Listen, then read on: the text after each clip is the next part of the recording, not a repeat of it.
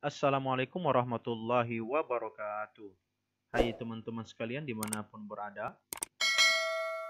Selamat datang kembali di channel Asran N, tentunya di channel edukasi yang menghadirkan video-video tutorial juga video pelajaran. Pada kesempatan ini saya akan membuatkan tutorial bagaimana cara mengoperasikan Microsoft Excel, terutama bagi teman-teman yang baru belajar Microsoft Excel. Mungkin ini hal yang mudah bagi kita, tapi belum tentu bagi orang lain. Jadi perlu juga kita mengingat itu.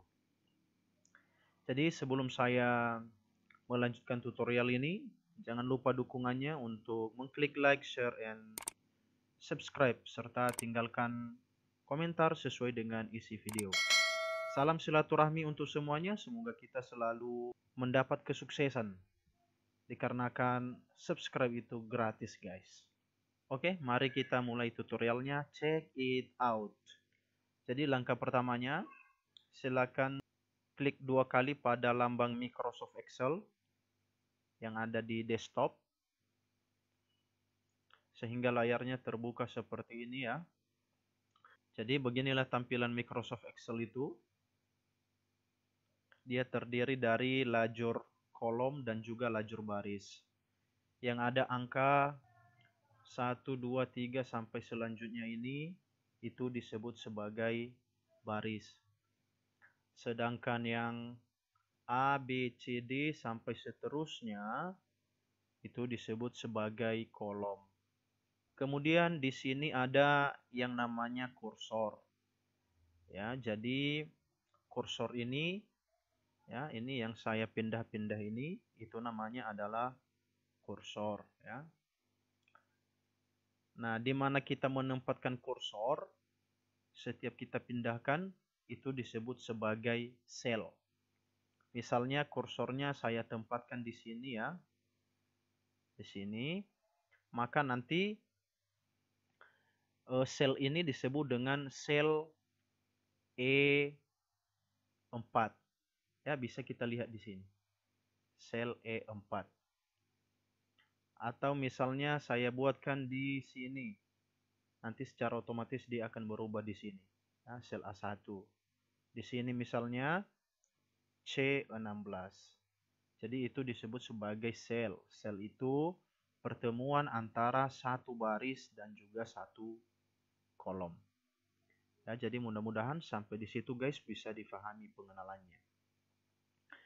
Kemudian di atas ini ada menu utama ya, mulai dari home sampai dengan view. Kalau kita mengklik menu-menu ini maka akan muncul perintah-perintah baru. Ya, kita klik akan muncul perintah-perintah baru. Kemudian semua menu ini mulai dari sini sampai di sini namanya adalah menu ribbon. Ini bisa kita munculkan, bisa juga kita sembunyikan. Bagaimana caranya? Kita klik kanan saja di sini, kemudian kita pilih minimize ribbon. Maka secara otomatis nanti menu ribbonnya itu akan tersembunyi. Kalau kita mau memunculkan lagi, maka kita klik lagi di sini. Klik kanan, kemudian awaskan tanda checklistnya. Maka dia akan muncul kembali. Selanjutnya di bawah ini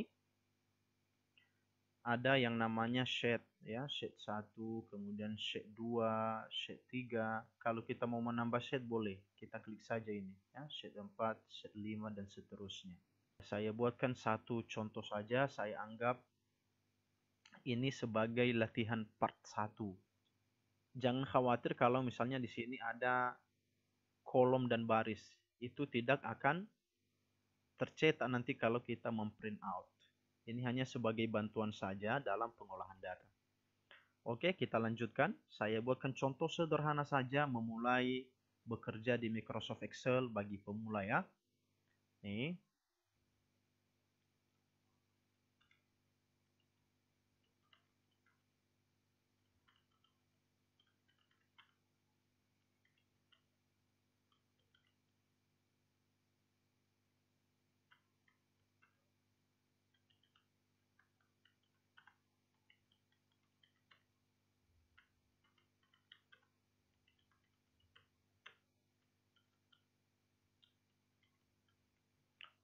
Oke, kemudian tentu di sini kita akan membuat nomor,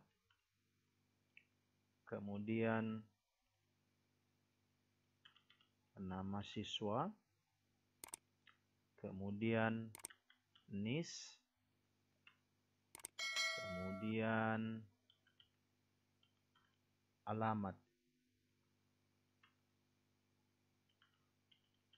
asal sekolah, kemudian keterangan aja lah kita bikin di sini. Oke, kira-kira seperti ini tampilan di atasnya yang akan kita buat. Kemudian ini bisa kita atur dengan cara kita geser untuk memperkecil kolomnya, kemudian ini kita lebarkan untuk memperbesar kolomnya. Oke, alamat.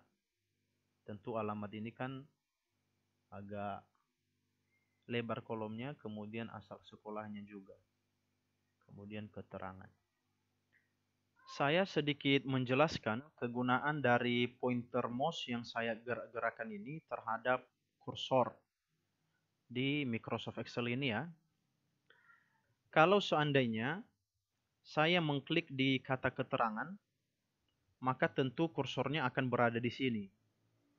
Nah, kemudian kalau seandainya pointer mouse-nya saya dekatkan dengan kursor, sehingga tandanya berubah, dan tombol kiri mouse saya klik, saya tahan dan saya gerakkan mouse-nya, maka nanti fungsi pointer mouse-nya di situ adalah memindah-mindahkan teks. Yang kedua, kalau semisal kursornya di sini ada, kemudian pointer mouse-nya saya klik mulai dari nomor, dan tombol kiri mouse saya tahan, saya geser ke kanan sampai dengan kata keterangan, maka fungsi pointer mouse-nya di situ adalah memblok. Yang terakhir, kalau saya mengklik di sini, maka kursornya ada di kata keterangan, dan pointer mouse-nya saya dekatkan di ujung kanan bawah dari kursor, sehingga pointer mouse-nya ini berubah tanda menjadi tanda plus. Saya klik sebelah kiri mouse, saya tahan, saya geser ke bawah. Maka fungsi dari pointer mouse di situ adalah menggandakan atau mengcopy. Jadi mudah-mudahan sampai di sini kawan-kawan bisa memahami fungsi dari kegunaan pointer mouse ini terhadap kursor ini sendiri. Kita lanjut di sini tadi. Nah, kemudian di sini kita tentu membuat nomor urut ya. 1, 2, 3. Nah, jadi cara ini terlalu agak tidak praktis ya. Kalau di Excel, membuat nomor berurut itu atau bilangan kelipatan itu boleh. Ya, saya kasihkan contoh di sini. Misalnya kelipatan 1. Berarti 1, 2, 3 dan selanjutnya. Berarti 1, 2. Maka kita cukup mengetik 2 angka ini saja, kemudian kita taruh kursornya di samping kanan bawah, baru kita tarik. Maka secara otomatis nanti dia akan berurut. Saya buat satu contoh lagi. Misalnya 5, 10. Saya blok, kemudian saya tarik ke bawah, maka dia akan memuat bilangan kelipatan. Ya, jadi sangat mudah sebenarnya mengoperasikan Excel ini. Oke, kita lanjut. Berarti di sini tadi, supaya lebih cepat penomorannya, maka 2 angka dari atas saya blok, kemudian saya tarik ke bawah. Misalnya siswa saya di sini ada 5 sebagai sampel. Oke, kemudian nama siswanya saya isi sembarang nama saja. Misalnya Azwardin, Azhar, Anissa, Fajriman Maulida. Kemudian nis. Saya misalkan nisnya 110. Nah, tentu kan nis itu akan berurut di 111. Maka supaya cepat, saya blok, kemudian saya tarik lagi. Begitu juga kalau misalnya alamat. Misalnya di sini alamatnya adalah Medan. Saya klik, ada 3 orang yang alamatnya Medan. Kemudian di sini misalnya Jakarta.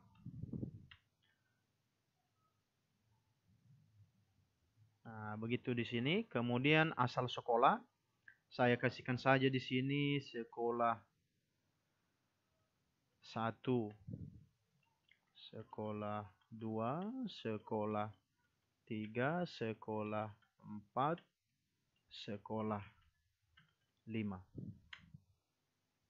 Nah, jadi inilah yang kita sudah kerjakan itu. Setelah selesai kita melakukan pengetikan, hasil kerja kita ini boleh kita cek melalui tombol Windows yang ada di sini, yang saya klik, kemudian print dan print preview. Nanti hasil kerja kita akan nampak di sini. Ya. Atau juga boleh dengan perintah singkat saja ya. Untuk memprint preview boleh klik yang ini. Print preview. Sama saja mereka fungsinya. Nah, jadi dari tampilan ini garis-garis tadi itu tidak muncul ya, karena itu hanya sebagai bantuan untuk mengelola data saja. Saya close print previewnya. Nah, supaya hasil kerja kita ini teratur, maka langkah berikutnya kita mengadakan pemformatan. Nah, jadi misalnya untuk nomor, saya blok dari nomor sampai keterangan. Itu kemudian biasanya dia tebal ya, judul itu wajib tebal. Kemudian saya taruh di tengah, center, kemudian supaya lebih middle aligned. Nah, begitu juga di sini, blok semua, kemudian pilih yang 2 tombol ini supaya lebih teratur. Ini juga. Kemudian berikutnya membuat border ya. Border itu garis pinggir-pinggir supaya nampak ya. Jadi kita blok semua, baru kita klik alignment. Oke, udah tampil, baru klik border. Baru pilih outline inside. Baru oke. Nah, kita coba klik sembarang, inilah yang kita kerjakan ini. Kalau kita misalnya mau lebih teratur, kita boleh memformat spasi barisnya ya, atau row height, tinggi barisnya, melalui ini format, kemudian row height, baru misalnya kita ganti 20, baru oke. Nah, pasti sedikit berubah dia. Berikutnya adalah untuk judul. Nah, untuk judul kita mengklik sejauh data yang ada. Ya, misalnya dari kolom A sampai dengan kolom F. Kenapa sampai kolom F? Karena batas pengetikan kita sampai di kolom F. Nah, jadi setelah kita blok, kita klik merge and center, baru kita klik bold. Karena judul itu biasanya harus tebal. Begitu juga yang di bawah, merge and center, baru bold. Nah, kemudian untuk mengubah bentuk huruf, kemudian ukuran huruf, boleh kita lakukan di sini ya. Kita blok dulu, kemudian kita klik di sini. Jadi silakan nanti kawan-kawan menyesuaikan jenis-jenis huruf yang mau digunakan. Jadi standar yang saya gunakan ini adalah Calibri. Ya, Calibri body. Kemudian kalau kita mau mengubah ukuran hurufnya, kita klik di sebelahnya. Baru kita klik, misalnya saya kasih di sini 16 saja lah. Maka secara otomatis nanti akan berubah ya. Jadi ini saya geser lagi supaya lebih teratur. Nah, kita coba lagi lihat kembali hasil yang kita sudah kerjakan. Saya klik ini saja biar lebih cepat. Nah, inilah hasil kerja kita itu. Nah, udah agak mantap dia. Oke. Jadi dokumen spreadsheet sederhana sudah berhasil kita buatkan. Di bawah ini ada sheet 1, sheet 2, sheet 3, dan seterusnya. Jadi kalau kita mau mengganti nama sheetnya boleh. Caranya boleh klik kanan, kemudian rename. Atau boleh juga langsung klik 2 kali saja. Baru ganti misalnya namanya latihan 1 misalnya. Kemudian perhatikan di atas ini ada nama dokumennya, dia masih book 1 karena dokumen ini yang sedang kita kerjakan belum kita simpan. Nah, untuk menyimpan file caranya klik tanda Windows atau Office button, kemudian klik save. Baru kita pilih tempat penyimpanan, misalnya di drive F. Baru kita ganti namanya misalnya latihanku. Jadi kapan-kapan nanti boleh kita buka lagi kembali file ini untuk mengerjakan latihan berikutnya. Baru kita klik save. Kalau seandainya hasil kerja ini sudah tersimpan, maka akan nampak di sini ya. Nama tadi sudah terganti. Oke kawan-kawan, jadi demikianlah tutorial singkat ini. Mudah-mudahan bermanfaat bagi teman-teman yang baru mengenal Microsoft Excel. Saya akhiri. Assalamualaikum warahmatullahi wabarakatuh.